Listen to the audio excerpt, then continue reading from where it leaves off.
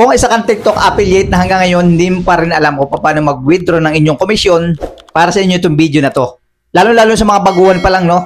Sa pagiging TikTok affiliate or mag-uumpisa pa lamang dito sa TikTok affiliate. Yan, para sa inyo yung video na to, para once na may komisyon na kayo, alam nyo na yung kailangan gawin para makapag-withdraw kayo ng inyong komisyon. Siyempre, kailangan lang naman natin dito guys is bank account or GCash account. Karamihan naman sa atin may mga GCash account na, di ba?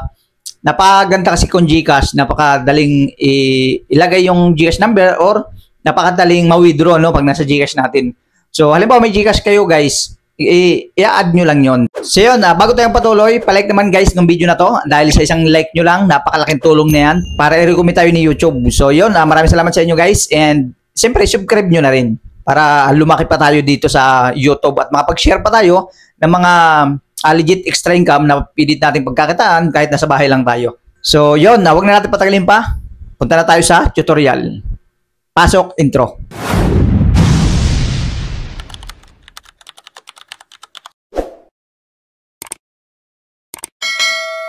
For today's video mga boss, mag-withdraw muna tayo, no, dito sa ating account dito sa TikTok. Dahil kumita na nga tayo dito sa pagiging TikTok affiliate. Yan, tingnan natin kung magano ang kinita natin.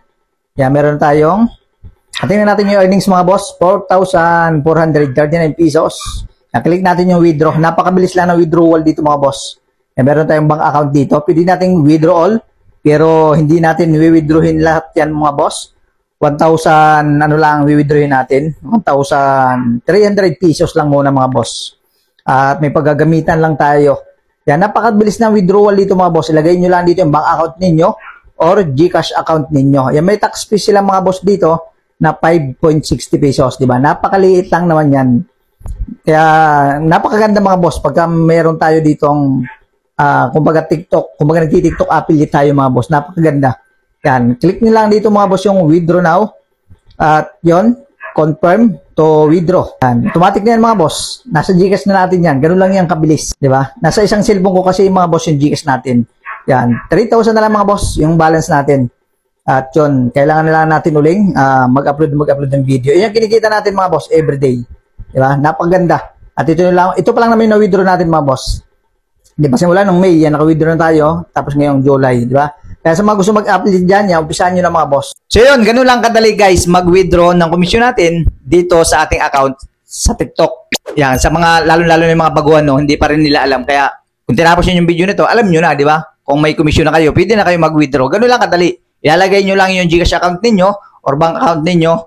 Siyempre, dapat tama yung mga pangalan na ilalagay ninyo, di ba? Yung, kung ano yung name nyo sa GCash or sa bank account, yun yung ilalagay ninyo para hindi kayo magka-problema once na mag-withdraw kayo, lalo na kung malaki yung commission nyo, no? Lalo na kung malaki yung commission nyo na wi-withdrawin.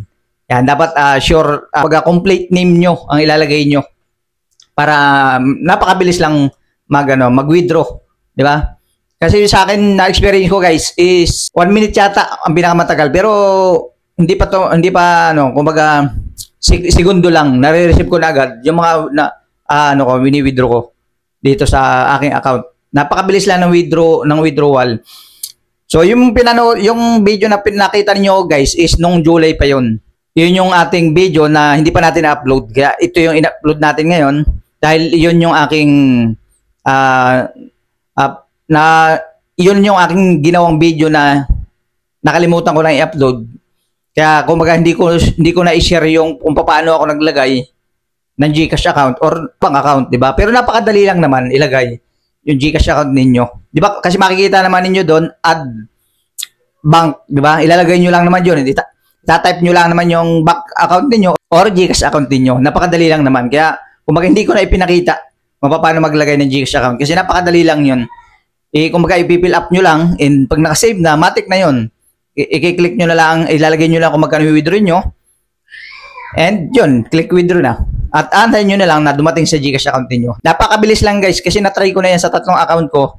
Kasi meron ako isang bagong account na 600 followers pa lang na nagkaroon ako ng komisyon na 100 pesos. Then tinry ko siyang i-withdraw na talagang na-withdraw ko talaga agad. O, di ba? Napakabilis ng withdrawal. Bali, 3 account ko, nakapag-withdraw na ako doon sa 3 account na yun. Kaya napakadali at saka talagang 100% na legit. Di ba? Nakaka-withdraw tayo. So, yun lang naman guys, no? Kaya sa mga may withdraw niyo dyan, alam nyo na, lalo na sa mga baguhan pa lang na wala pang idea, no? Kung paano ba mag-withdraw or maglagay ng mga bank account. Ganun lang naman ilalagay ninyo. Basta full name or kung ano yung name ninyo sa GCash account ninyo, yun ang ilalagay ninyo. Para hindi tayo magkaroon ng problema kapag nag-cash out tayo ng ating mga komisyon. So, yun lang naman guys.